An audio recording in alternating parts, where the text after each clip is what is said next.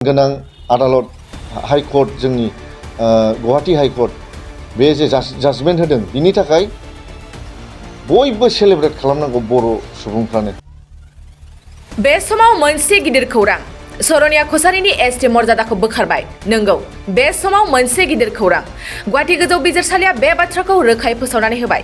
गुवाहाटी गोजौ बिजिरसालिया सरनिया कसारिनि एसटि मर्यादाखौ बोखारनानै होबाय। थामहिनबा बे खेबनिफ्राय सरनिया कसारि हारिया एसटिनि मोनथायखौ मोननो हानाय नंलिया। ट्राइबेल संघनिफ्राय सरनिया हारिखौ ट्राइबेल सार्टिफिकेट होनाय जानाय नंला। सरनिया कसारिनो संबिधाननि जोहै ट्राइबेलनि मर्यादा होनाय जायाखैमोन। गोनांथि जायोब्ला सरकारा आयेन बानायनानै ट्राइबेलनि मर्यादा होनो हायो। नाथाय सरनिया फोलेरनो आयेन बायदियै सरकारा ट्राइबेलनि मर्यादा होनाय जायाखैमोन। गुबै बाथ्राया बेनोदि थांनाय 2018 मायथाइनि 5 जुनाव सरकारजों मोनसे सरासनस्रा सावरायनायनिफ्राय सरनिया कसारिनो ट्राइबेल पि सार्टिफिकेट होनाय जासिगोन होननानै फोसावदोंमोन। बेखौ लानानैनो बेनि हेंथा ट्राइबेल माहारिनि माखासे दैदेनगिरिफ्रा थांनाय 2019 मायथाइयाव गुवाहाटी गोजौ बिजिरसालियाव PIL आरो रिट पिटिशन होनाय जायो आरो बेबायदिनो गुवाहाटी गोजौ बिजिरसालिया गाहामैनो बिजिरनानै गावनि जोबथा रायाव सरनिया कसारिनि ट्राइबेल मर्यादाखौ बोखारनायखौ फोसावनानै होबाय। थामहिनबा बे खेबनिफ्राय सरनिया कसारिया ट्राइबेलनि मर्यादाखौ मोननाय नंला। गुवाहाटी गोजौ बिजिरसालिया गावनि जोबथा रायाव बे बाथ्राखौ फोसावना होयो। खुलुमबाय।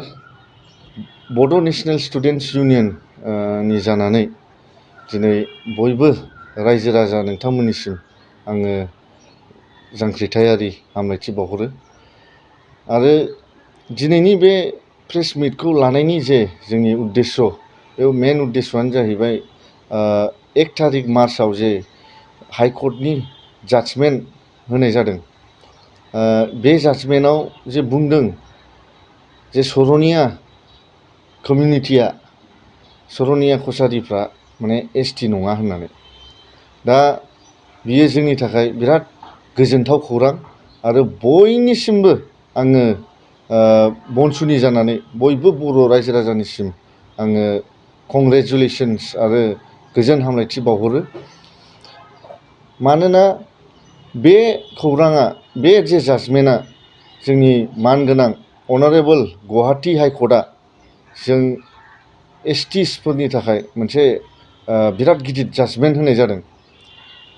दिनै जोङो नुनो मोनदों जे एसटिनि नामाव गोबां नन एसटिसफ्रा साख्रि लागासिनो आरो नट अनलि साख्रि गुबुन गुबुन एसटि रिजार्भेशन्स इनस्टिटिउटफ्राव एसटिनि सिट्सफ्राव बिसोरो एडमिसन लागासिनो।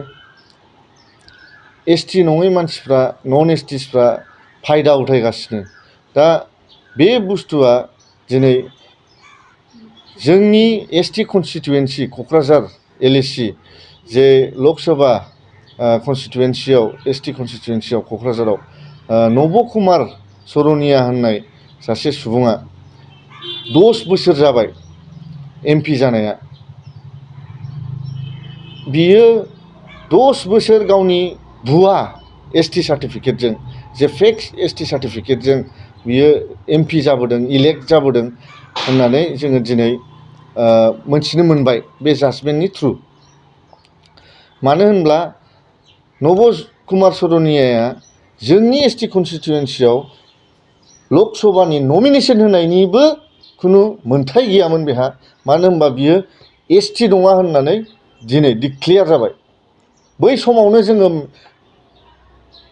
गोबां संगठनजों लोगो लानानै बै समावनो गोबां संगठनफ्राबो बे नब कुमार सरनियानि एसटि करनखौ कुइसन खालामबाय थादोंमोन, सोंबाय थादोंमोन जे मानो बे नन एसटि ट्राइबखौ मारै जोंनि क'क्राझार कनस्टिटुवेन्सियाव MP सिटनि थाखाय इलेक्सन गेलेहोखो होननानै।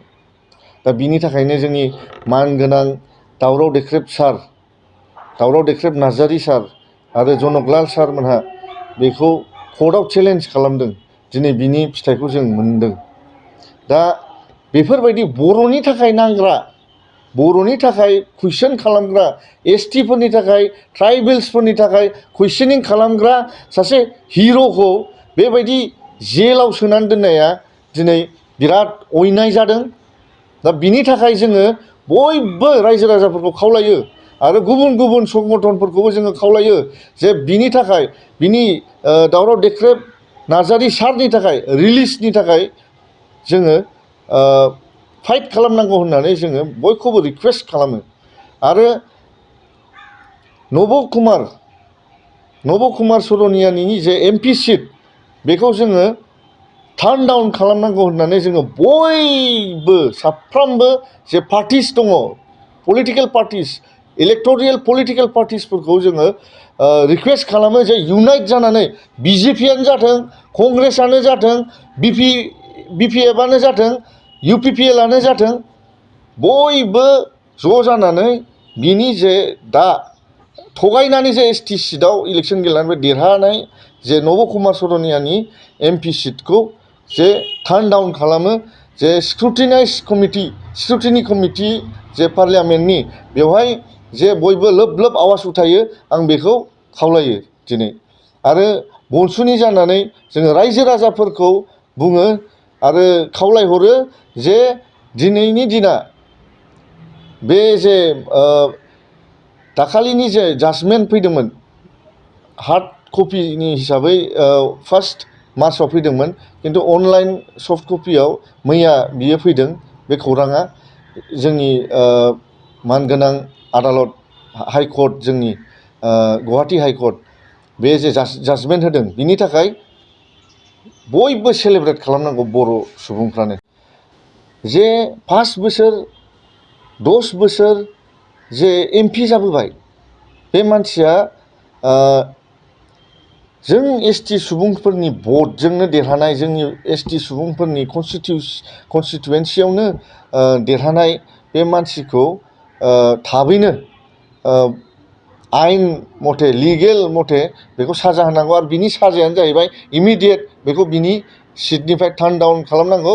आरो बियो जे लिगेल पानिशमेन्ट मोननांगौ, जे लिगेल पेनाल्टि मोननांगौ, बेखौ थाबैनो इमिडियेटलि होनांगौ होननानै जोङो डिमान्ड खालामो। आरो जों बिनि थाखाय नांबावगोन खेबसेबाव।